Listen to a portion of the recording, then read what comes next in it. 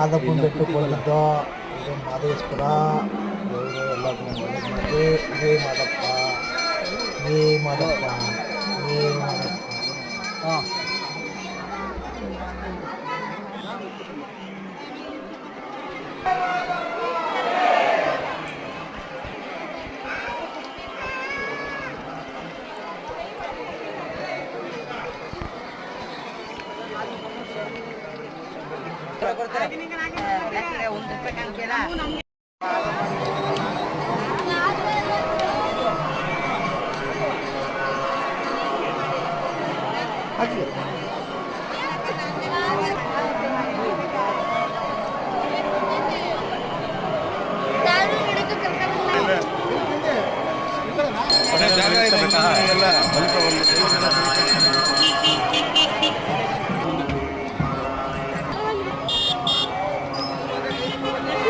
kay mo pa.